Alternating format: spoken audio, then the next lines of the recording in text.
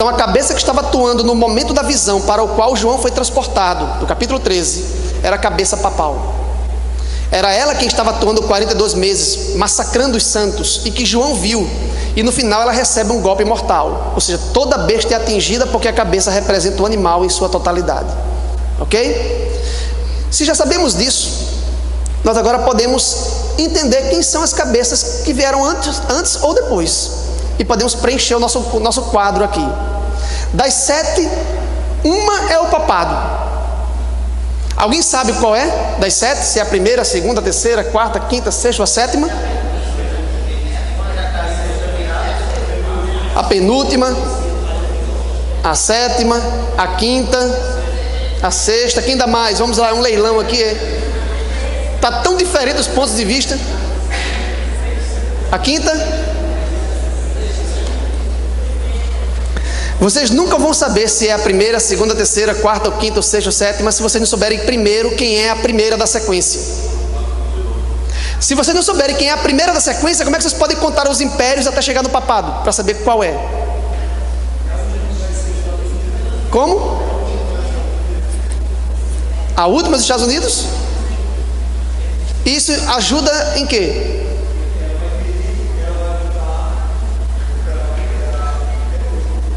Mas foi os Estados Unidos que sucedeu o papado? Foi os Estados Unidos que se levantou logo em seguida a queda do papado? Não foi. Vou subir aqui, vou subir. Vamos lá então.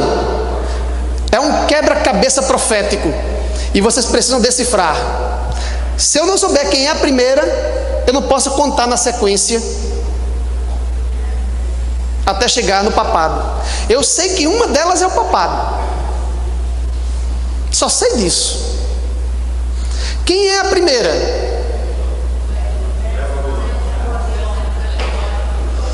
Segundo a interpretação mais acariciada, mais querida entre nós adventistas, a interpretação tradicional deve-se começar com o Egito, depois a Síria, depois Babilônia, Medopécia, Grécia, Roma pagã, e a última e a sétima, Roma papal.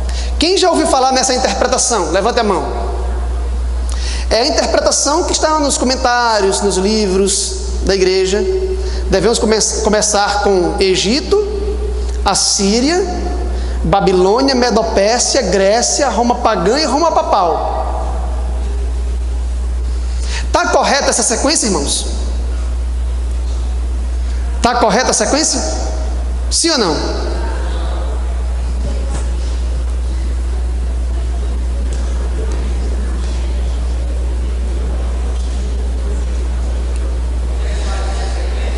Eu não gosto muito de questionar os conceitos tradicionais, porque eu sou um teólogo denominacional e que defendo apologeticamente a doutrina adventista há 20 anos. E tenho dedicado 20 anos de minha vida para estudar as profecias de Daniel e do Apocalipse.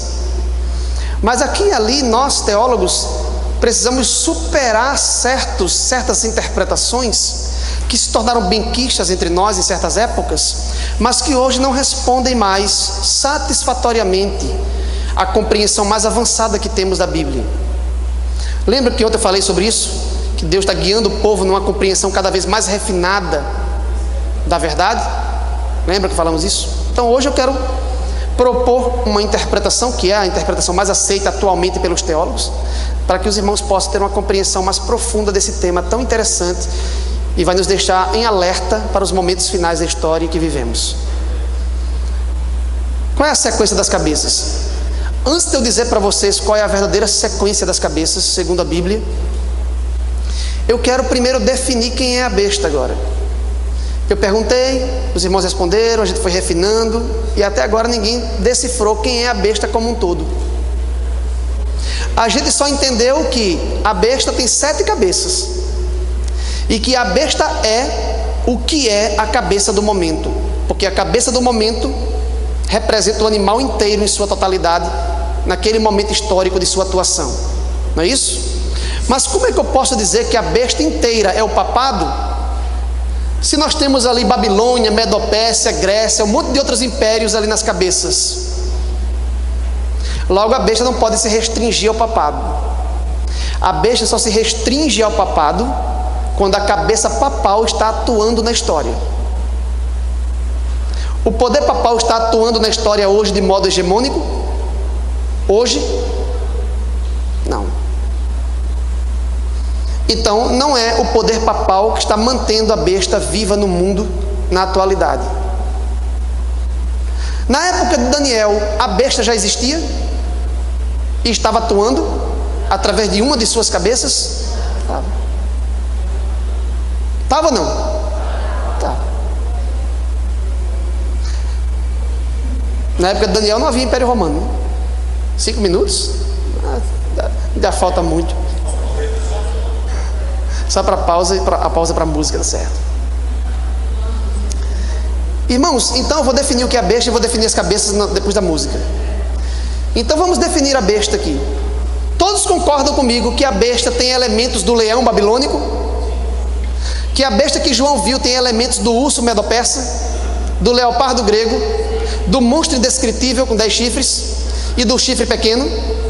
Ora, se eu mencionei 5 poderes e todos vocês concordaram que eles fazem parte da configuração da besta apocalíptica, então a besta apocalíptica não é o papado simplesmente.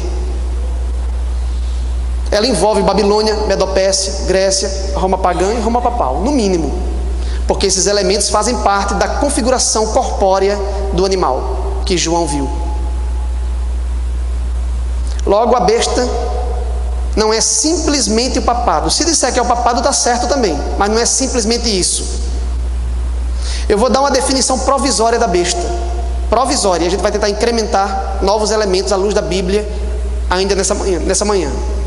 Ok? A besta é o poder que há no mundo. A besta é o poder que se levanta nesse mundo caído, contrário a Deus e ao seu povo. E a besta possui cabeças hegemônicas na história, que são impérios de hegemonia universal, que atuam contra Deus de modo blasfemo e contra o seu povo de modo perseguidor. A besta é o poder do mundo social, que se levanta no mundo caído. Na realidade, a besta não é apenas um império, a besta é todo o estado autoritário que se levantou ao longo da história.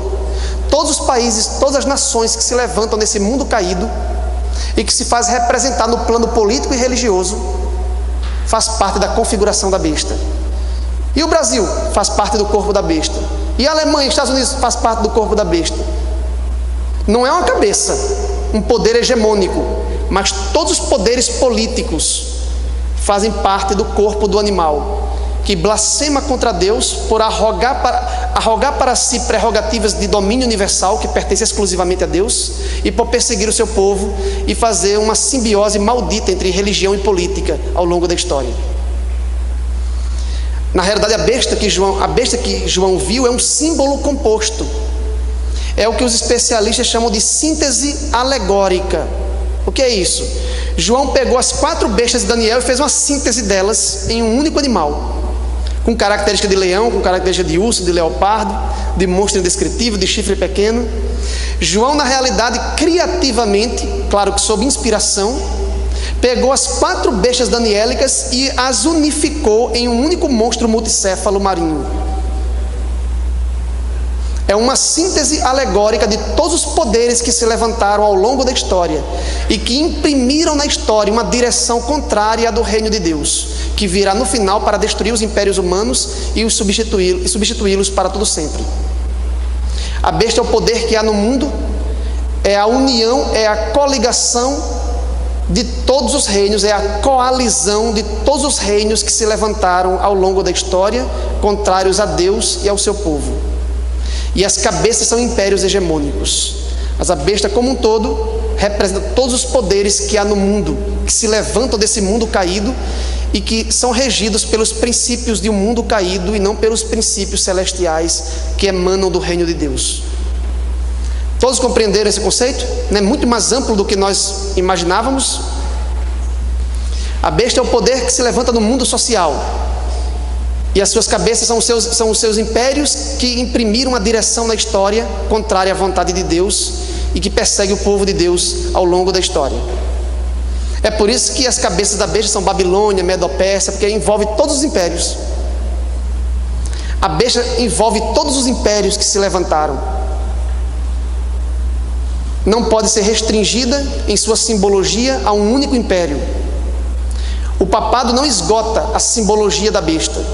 É uma cabeça, a cabeça mais importante mas não tem apenas ele, tem vários outros elementos aí, ok? A besta tem parte babilônica, tem parte medo-persa, tem parte grega, tem parte romana, tem parte papal. E se nós seguirmos Daniel à risca, já temos 5 poderes aí para começar as cabeças, a contagem das cabeças, ok? Alguém tinha levantado a mão aqui?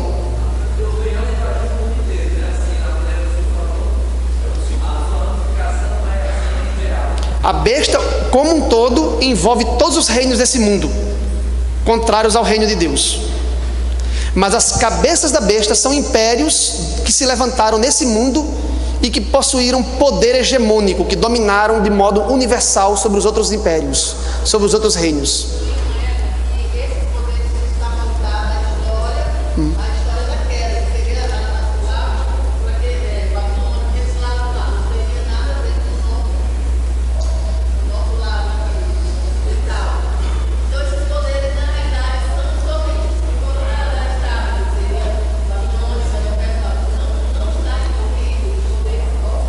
Sim, até mesmo porque não tinha sido descoberto ainda a América nessa época, né?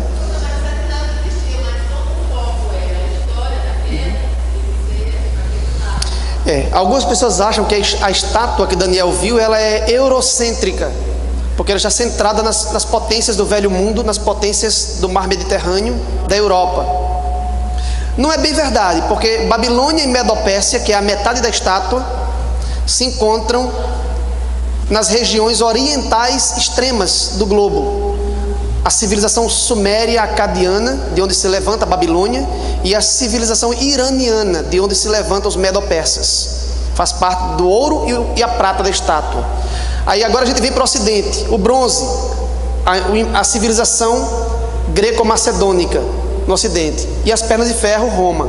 Então nós temos o extremo asiático e temos a Europa, representada pela estátua. Onde ficam então as potências do novo mundo, as potências da América? Elas irão aparecer na profecia mais na frente, principalmente representadas pela besta que se levanta da terra vazia, os lugares desertos que existiam no globo naquela época, que seria então uma referência à América, ao novo mundo. O que você leu é verdadeiro, sim, mas sempre colocando essas distinções aí. Só um instante, irmão, fala aqui.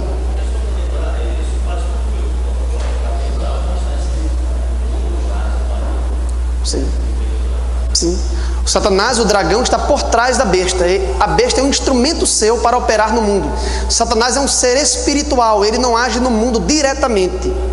Ele age no mundo através de suas instrumentalidades político-eclesiásticas, através de poderes perseguidores. Então ele utiliza o estado totalitário, que desrespeita a liberdade de consciência e persegue e oprime, para agir na história contra Deus e contra seu povo. Está muito longe, irmão. Não vou conseguir ouvir. Tem muitos lugares vazios aqui na frente.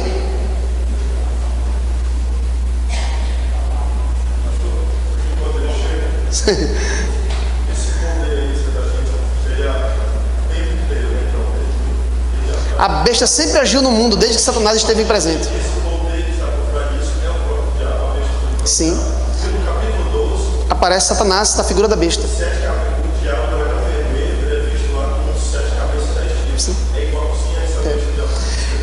O dragão do capítulo 12 é a mesma besta do capítulo 13. Só que ali no capítulo 12, João faz questão de mostrar a natureza satânica da besta. Então ele desvenda o mistério e mostra que quem está operando de fato é Satanás, por trás do monstro com 10 chifres e 7 cabeças. Sim, através de instrumentalidades humanas. Isso. Como a mulher que aparece no céu, que nós dizemos que é a igreja, simboliza a cidade santa, a capital do reino de Cristo que está no céu, a Nova Jerusalém, de onde emanam os princípios do reino. Só que a mulher se faz representar na terra por meio de quem? Da igreja. E Satanás, que também é um personagem espiritual, também se faz representar na terra por meio dos reinos desse mundo, que perseguem a igreja, que perseguem o povo de Deus. Intimamente interligados, um complementa o outro. É impossível entender João no Apocalipse sem a leitura de Daniel, porque ele retoma Daniel e prossegue na revelação, entende? Então no capítulo 12 nós temos, só um instante, no capítulo 12 nós temos 2 sinais no céu: uma mulher vestida de sol e um dragão vermelho com 7 cabeças e 10 chifres. Quem é a mulher? Todo mundo diz a igreja. Mas veja, viu-se um sinal no céu, uma mulher vestida de sol com a lua debaixo dos pés. A mulher, na realidade, é a cidade, a santa cidade, a Nova Jerusalém, a capital do reino de Cristo, a noiva do Cordeiro. Só que ela se faz representar na terra, ela atua na terra por meio de quem? Da igreja. Não necessariamente a igreja, mas o povo de Deus, tanto do antigo pacto como a igreja do novo pacto. Ok? Satanás é o segundo sinal que aparece no céu, o dragão. Mas como é que ele atua na terra? Por meio das suas instrumentalidades humanas. O dragão para diante da mulher para devorar o filho quando nascesse. Satanás queria matar Cristo quando nascesse? Queria, mas ele fez isso através de quem? De Herodes e o Império Romano de um modo geral, né? Então Roma pagã estava sendo ali utilizada por Satanás, é uma das cabeças também, né? Para agir no mundo. Então nós já sabemos aí pelo menos 2 cabeças, né? Nós temos a cabeça papal, que recebe a ferida mortal, e temos a que lhe antecede, que é o Império pagão, Roma imperial. Ok? Então já temos aí a descrição de 2 cabeças. Cadê o irmão que queria fazer a pergunta? Já está muito longe, meu irmão. Se eu conseguir ouvir, eu respondo.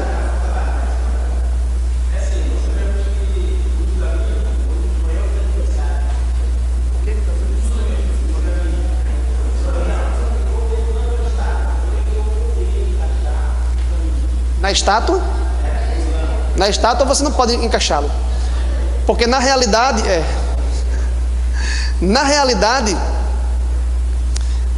os poderes representados no livro de Daniel são poderes que estavam intimamente interligados com a trajetória do povo de Deus ao longo da história. Babilônia se relacionou com o povo de Deus, Israel, e o aprisionou por 70 anos no cativeiro. Então era um poder opressor sobre o povo de Deus. A Medopérsia oprimiu o povo de Deus. Lembra do decreto na época de Esther? Lembram? Para matar todos os judeus? Ok. A Grécia oprimiu o povo de Deus? Oprimiu, principalmente na época de Antíoco Epífanes, que foi o 8º rei da Síria, daquela divisão do Império de Alexandre. O Império Romano oprimiu o povo de Deus? Não, acho que não. Roma não. Roma imperial perseguiu o povo de Deus? As perseguições promovidas pelos imperadores contra a igreja primitiva, os apóstolos, contra o próprio Jesus Cristo. Cristo foi morto sob sentença de um governador romano na Judéia, Pôncio Pilatos. Roma papal perseguiu o povo de Deus? Não, essa não. Então todos os poderes mencionados na estátua e nas bestas do capítulo 7 são poderes do extremo oriente asiático, ou poderes europeus, que estavam intimamente relacionados com a trajetória do povo de Deus. Então a profecia despreza os outros poderes, que também foram importantes, mas prioriza no esboço profético aqueles poderes de caráter hegemônico, que dominava sobre os outros, que tinha primazia em termos políticos, e que de certa forma estavam relacionados com a história do povo de Deus, para oprimi-los, para blasfemar contra Deus e oprimir o seu povo na terra. Então o islamismo não aparece nisso, porque em primeiro lugar o Império Islâmico começou no século 8º depois de Cristo, já ali no final do feudalismo, na Baixa Idade Média. Então ali se levanta o Império Islâmico, mas o Império Islâmico que se levanta ali na Arábia e depois toma conta do nordeste da África, sobe pela Península Ibérica e não consegue passar para a França devido àquela batalha de Poitiers, quando Carlos Martel impediu o avanço dos mouros, dos árabes ali. Senão todos nós seríamos árabes hoje, né? Dizem que ele foi chamado pelo Papa como o salvador da cristandade, Carlos Martel. O nome dele era Carlos, né? Foi chamado de Martel porque em latim quer dizer martelo. porque dizia-se na época que, tal como um martelo, ele destruiu o avanço dos árabes quando eles tentaram entrar no coração da cristandade, que era a Europa. Então os árabes dominaram parte do nordeste da África e lá na Arábia, mas existia o Império Romano do Oriente, que era o Império Bizantino, ainda ali dominando. Existia o Império Franco-Carolíngio de Carlos Magno, também dominando. Então ele não foi hegemônico, porque outros impérios governavam também o mundo naquela época. A profecia está priorizando aqueles impérios que reinaram sozinhos, sem concorrentes, e tiveram tudo a ver com a história do povo de Deus.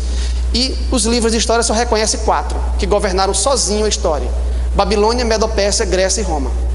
Não houve outro que tenha dominado de modo unificado e amplo, hegemonicamente, tivesse tanta relação com o povo de Deus como estes ali mencionados. O Império Árabe não governou hegemonicamente, tentou fazê-lo, mas não conseguiu chegar nem na Europa, na realidade. Só pegou uma parte da Europa ali, da Península Ibérica, Portugal e Espanha. E depois houve a Guerra de Reconquista, lá e expulsaram de Granada, o último bastião dos mouros na Europa. Mas eles não tiveram poder hegemônico. Hoje nós temos muitos países na África e muitos países lá no Oriente que são países árabes, mas quase nenhum na Europa são países árabes. Então eles não tiveram um domínio hegemônico. Mas nós nos preocupamos sim, como será o fim disso? O que vai acontecer com o mundo árabe? Bem, vou mostrar daqui a pouco que uma das cabeças ali representa todos os sistemas democráticos da atualidade. Então nós vivemos numa época que as democracias estão avançando pelo mundo. As ditaduras islâmicas do Oriente estão caindo. Aqui ali você liga a televisão, morreu mais um ditador, morte de ditador, né? Crimes contra a humanidade, morte de mais um ditador. Então nós não sabemos o que vai acontecer com as ditaduras árabes do Oriente, com os países árabes. A profecia não diz nada sobre isso, mas uma coisa é certa: alguma coisa vai ocorrer para que isso venha abrir lugar para a nova ascensão do papado nos últimos dias. Agora, como isso vai acontecer, não nos foi revelado em termos proféticos. E porque não entra na configuração da estátua nem das bestas? Porque não tinha domínio hegemônico.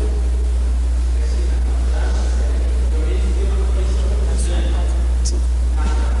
Não ouvi nada. França.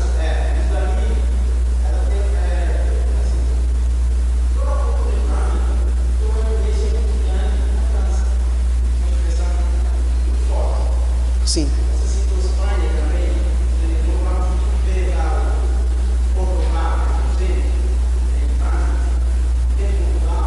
Sim. O Império Islâmico deixou sim suas marcas, mas lembre-se que a cultura islâmica não é original. Maomé, quando desenvolveu a cultura islâmica, ele fundiu o judaísmo com o cristianismo para desenvolver o islamismo. Então, na realidade, a cultura islâmica ela não é original, ela já é uma miscelânea, ela já é produto de um sincretismo das religiões judaico-cristãs. Então, quando a gente fala, o islamismo deixou suas marcas culturais, essas marcas culturais islâmicas, produzidas pelo Islã, na realidade, retoma o que é judaico-cristão. Ele não é original, então ele não aparece dentro da simbologia profética também por esse motivo. Oi. Sim.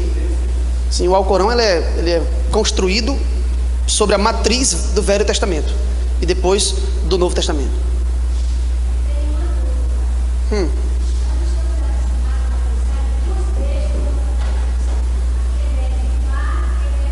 Sim. Quem falou?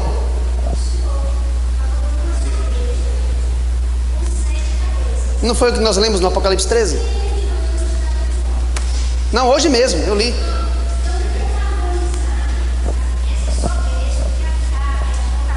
Apocalipse fala de uma besta que é mestre do mar e uma besta que é mestre da terra, que ajuda, Sim. dá suporte à besta que é mestre do mar. Então, assim, eu fiquei em dúvida, não sei como harmonizar mais isso. Existe essa besta que é mestre da terra, mas como uma cabeça da besta que é mestre do mar, ou como é? Agora eu estou querendo saber. Está muito apressada a pergunta, viu, irmã? Mas eu vou responder. Eu vou responder. Eu não consegui decifrar ainda nem a besta que se levanta do mar, imagina que se levanta da terra. Mas eu vou explicar, irmã. Tenha paciência aí que eu vou chegar nela. É porque agora, irmã, a gente está querendo decifrar primeiramente o símbolo da besta que se levanta do mar, que tem 7 cabeças e 10 chifres. Lá no finalzinho do capítulo 13, no verso 11, começa a descrição de uma outra besta que se levanta da terra com 2 chifres, que parece cordeiro, mas fala como dragão. Eu estou tentando primeiro decifrar quem é a primeira besta. Aí depois a gente vê quem é a segunda, mais na frente. Então não tem motivo para dúvida agora não. Segura ela aí um instante. E eu vou explicar a primeira besta do mar e depois a gente vê a besta da terra. Aí vai responder perfeitamente seu questionamento. Alguém tem levantado a mão aqui também? Posso avançar então? Ok. Irmãos, eu vou dar uma pausa aqui agora. Já conseguimos construir uma definição para a besta do mar. E depois vamos enumerar os poderes representados pelas cabeças. Ok? Aí, se nós tivermos tempo, eu vou falar sobre o restante do Apocalipse 13 e ainda sobre o capítulo 17. Ok? Vamos ouvir a música então, né? Olha que pressa, gente. Estamos indo tão devagar ainda.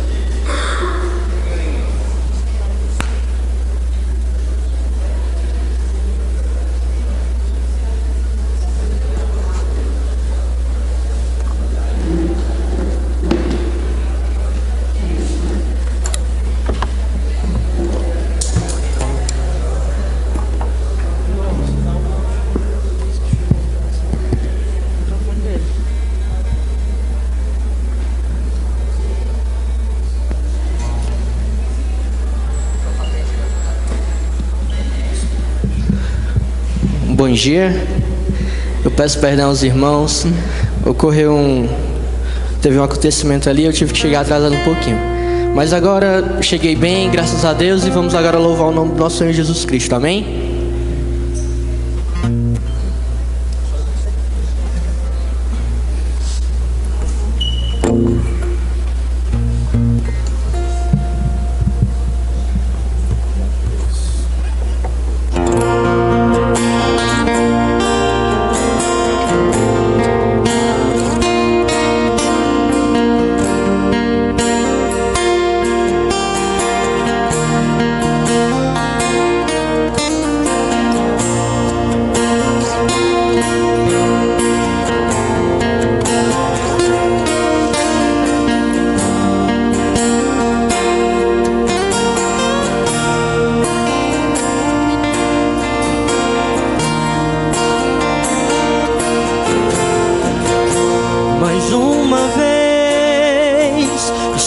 Prostrado diante dos teus pés, a te falar os meus pensamentos.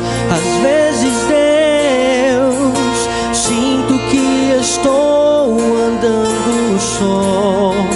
Me ensina, ó Pai, a te entender, pois tantos contras aparecem em meu caminho e no momento eu não consigo prosseguir por entre as pedras. Mas acredito que o dia ainda não chegou ao fim, até que o sol do amanhecer se mostre. Eu estarei prostrado aos teus pés, voltarei aqui outra vez. Não irei chorar, mas sim orar e agradecer por minha vitória.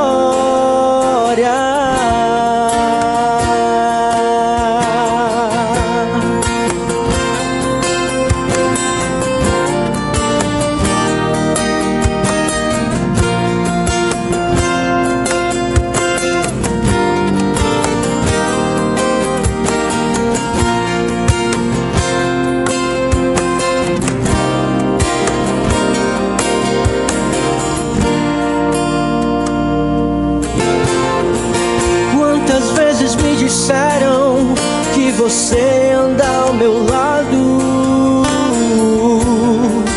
mas só vejo a sombra no chão.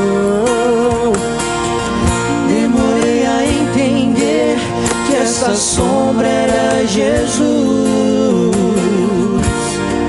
me levando em seus braços. Portanto, cada vez que eu entristecer, lembrarei do teu amor eterno. Confiarei no meu Senhor. E quando as flores do jardim não parecerem mais brotar, lembrarei que existe um Deus à minha espera. E estarei prostrado aos teus pés, voltarei